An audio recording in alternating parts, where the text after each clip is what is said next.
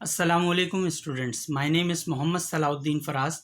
I have completed 2 masters in economics and statistics, and nowadays I am waiting for my M.Ed result. So student, I am your teacher of chemistry. So today we start from chapter number 1, Introduction to Chemistry. So let's start. What is chemistry? Chemistry is drive from the word chem. Chemistry का word chem से निकला है, जो पुराने ज़माने में मिस्र में ब्लैक कलर इजिप्शियन सॉइल को कहा जाता था.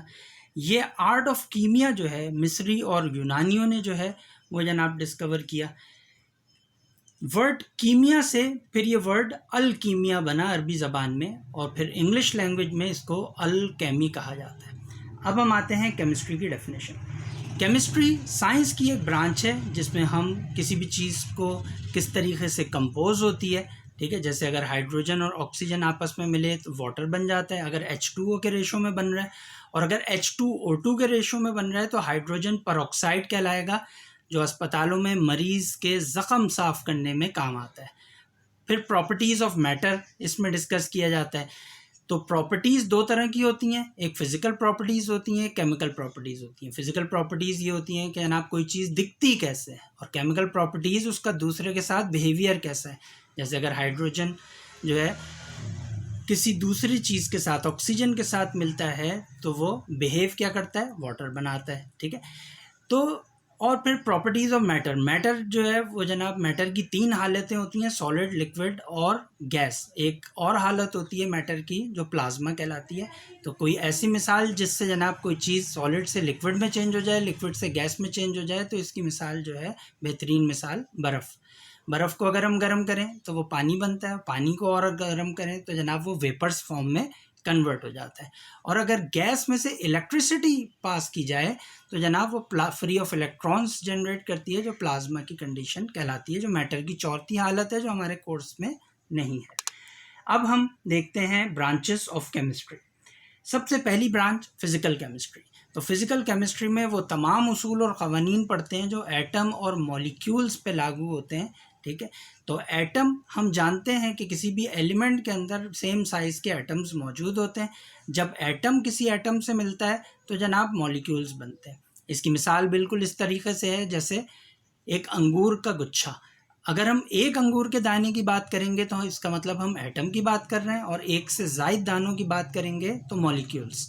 फिर अब आते हैं ऑर्गेनिक केमिस्ट्री. ऑर्गेनिक केमिस्ट्री में हम कार्बन कंपाउंड्स को डिस्कस करते हैं, जैसे कि हाइड्रोकार्बन CH4 केमिस्ट्री की ज़बान में मीथेन कहलाता है. पूरी दुनिया में इसको नेचुरल गैस कहते हैं. पाकिस्तान में इसको जो है वो सुई गैस कहा जाता है, क्योंकि बलूचिस्तान में सुई के मुकाम से जो है वो मिलती है. उसके बाद इसमें ये गौरतलब बात है कि जनाब ऑर्गेनिक केमिस्ट्री में कार्बन मोनोऑक्साइड और कार्बन डाइऑक्साइड को स्टडी नहीं किया जाता. Inorganic chemistry. Inorganic chemistry is the chemistry of element and their compound except of carbon hydrogen compound. इसमें हाइड्रोकार्बन कंपाउंड के अलावा जितने लिविंग ऑर्गेनिजम्स उनको डिस्कस करना, उनको स्टडी करना इनऑर्गेनिक केमिस्ट्री कहलाता है. नॉन लिविंग ऑर्गेनिज्म जैसे मिनरल्स. अब हम आते हैं एनालिटिकल केमिस्ट्री.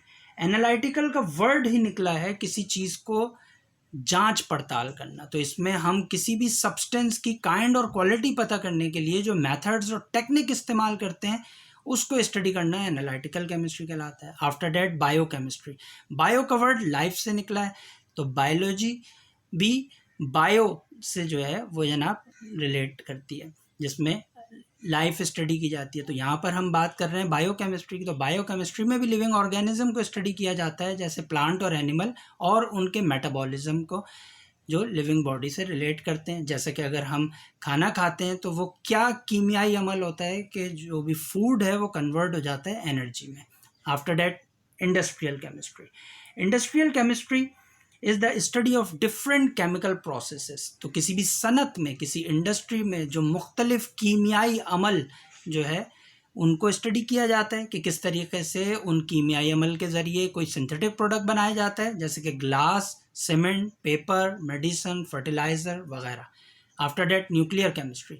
न्यूक्लियर केमिस्ट्री में एटम के अंदर जो न्यूक्लियस मौजूद होता है, जैसे कि एक अंडा होता है, अंडे के अंदर जर्दी होती है, तो इसी तरह से एटम के अंदर भी जो है वो जनाब न्यूक्लियस मौजूद होता है, जिसमें प्रोटॉन और न्यूट्रॉन होता है। प्रोटॉन पे प्लस चार्ज होता है, न्यूट्रॉन पे कोई चार्ज नहीं होता।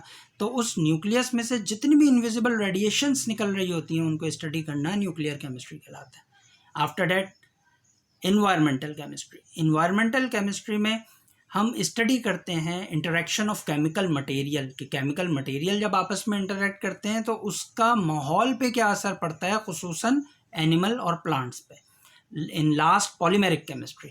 पॉलीमेरिक केमिस्ट्री के अंदर हम स्टडी करते हैं method of polymerisation. Method of polymerisation क्या होता है कि जनाब वो क्या प्रोसेस है पॉलीमराइजेशन का, जिसके ज़रिए बड़ी बड़ी शीट्स हम बना लेते हैं, प्लास्टिक की, सिंथेटिक फाइबर की, पेपर की, वगैरह वगैरह।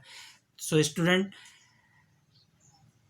उम्मीद करता हूँ कि आपको मैं अच्छे तौर पे समझा पाया होऊंगा। अगर इस लेक्चर से किसी एक स्टूडेंट ने भी अपनी ज़िंदगी संवार ली तो मैं समझूंगा कि जनाब मेरा मकसद पूरा हो गया। तो मिलते हैं अपने अगले लेक्चर में। अल्लाह हाफ़िज़।